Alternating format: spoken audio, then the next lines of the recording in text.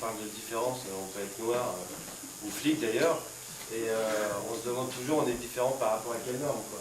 Alors là, ce qu'on se rend compte, c'est qu'on a essayé de renverser la norme. Alors, moi, ce que j'ai cru comprendre, et la question qui avait l'air de se poser, c'est de savoir si l'art pouvait adoucir les mœurs et réconcilier un peu tout le monde. Voilà. Parce que ça fait une sorte de mise en abîme d'ailleurs, parce que nous on vient là pour regarder une pièce sur la diversité et la tolérance de l'autre, et on se demande dans la pièce si ça peut, notamment avec le poème de... Oui, un peu de science, notamment avec le poème quand ils appellent le poète sur scène. Ce qu'on se rend compte, c'est qu'effectivement, ces gens qui ont beaucoup de mal à communiquer entre eux, quand ils se mettent à danser et à chanter ensemble, ils ont l'air de retrouver un lien et une communication. Vous voyez les comédiens d'ailleurs se regarder comme elles pour se demander, pour essayer de se suivre les uns avec les autres. On nous pose la question de savoir si l'art peut effectivement, et le théâtre par exemple, peut effectivement réconcilier, faire avancer les choses. Alors c'est la question philosophique, si on en veut une, entre autres, c'est qu'est-ce que l'art, à quoi ça sert? L'art, le théâtre ou la musique, est-ce que vraiment ça change les choses? À quoi ça sert? Est-ce que c'est fait pour passer un message, l'art?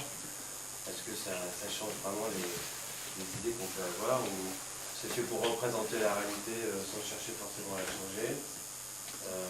Tous les gens qui sont là, est-ce que ça a changé quoi que ce soit de ce qu'on pouvait percevoir les autres ou pas? Alors, sans faire de la philosophie, il y a une anecdote qui me vient. J'avais vu une interview de Louis de Funès qui avait tourné dans Rabbi Jacob. Vous connaissez la fameuse scène où il est dans la voiture, et l'autre il lui annonce qu'il est juif, il dit Salomon est juif, c'est pas grave, je vous garde quand même. Et de Funès a dit qu'en tournant le film, lui-même, pour le coup, ça lui avait fait un peu changer ses préjugés, parce qu'avant de tourner le film, il était effectivement... Alors peut-être que ça peut changer les choses. Enfin, c'est une question que je pose. Je ne sais pas tellement quelle est la fonction, le rôle, l'efficacité de l'art dans le domaine politique, social, si ça peut vraiment faire changer les préjugés ou pas. Alors moi j'aime beaucoup le théâtre de Cazem, parce que Cazem il convoque le monde sur scène, tout le monde sur scène, et là aussi, dans cette espèce de huis clos d'un commissariat, c'est le monde entier qui est convoqué sur scène, les flics, les sans-papiers, le poète, l'ordre, le désordre, l'Afrique, les paysages. Le monde est convoqué sur scène. C'est une convocation sur scène aussi parce qu'il y a Cazem, aussi parce qu'il y a Marcel Zang. C'est rare d'avoir un metteur en scène d'origine iranienne, un auteur d'origine africaine. On les voit trop rarement sur les scènes. Et cette impression qu'on a, il y a vraiment quelque chose dans cette mise en scène de déroutant par rapport à ce que j'ai vu de ton travail avant. Et je pense que c'est déroutant parce que le monde est déroutant aujourd'hui. Et qu'aujourd'hui, il n'y a pas une route. Tu disais d'une certaine manière, c'est-à-dire les flics sont ça et ça. Ils sont les deux à la fois. Ils sont à la fois les partisans de l'ordre, ils sont à la fois très désordonnés, ils ont à la fois des ambitions et ils ont à la fois des petitesses.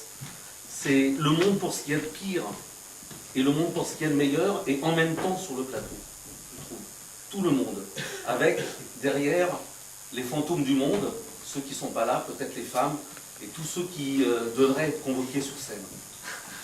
Et alors, il y a une chose qui est, que je trouve assez marquante, c'est la métaphore grecque qui est dans toute ta pièce.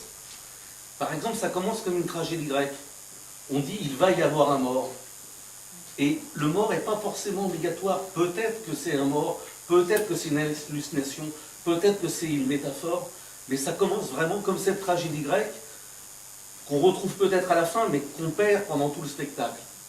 On le perd pour retrouver une fable qui nous parle de nous. Par exemple, le Grand Georges. Pour moi, c'est une figure très étrange, le Grand Georges, parce que c'est complètement invraisemblable que quelqu'un qui soit expulsé soit si connu des flics qui l'accueillent.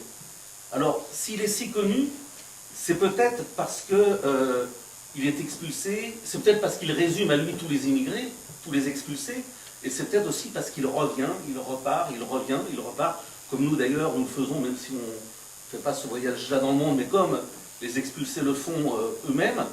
Et ça m'a fait penser à une chose, c'est, d'une certaine manière, cet expulsé, c'est Sisyphe. C'est-à-dire qu'il roule sa pierre, et sa pierre redescend de l'autre côté, et il la remonte à chaque fois. Mais Sisyphe, c'est un peu tous les personnages. Tous les personnages roulent leur pierre d'une certaine manière, des fois se la prennent sur la gueule. Ou alors, comment tous ces personnages qui sont tellement différents, la diversité, ils font quelquefois chœur sur scène. Chœur comme le chœur grec. C'est-à-dire comment ils parlent au nom de la cité, mais avec quelque chose qui est particulier aujourd'hui, quelque chose qui est particulièrement dissonant et qu'on a besoin de remettre en harmonie. Alors là, moi, je partage complètement ce que tu dis sur la figure du poète, l'importance du poète aujourd'hui. Mais alors, moi, il y a quand même quelque chose qui m'intéresse, c'est le rôle différent que les uns et les autres veulent faire jouer au poète. Le commissaire, il veut que ce poète remette de l'ordre, et là, on voit très bien, par exemple, à quoi ça peut faire penser dans l'assignation faite aux artistes aujourd'hui.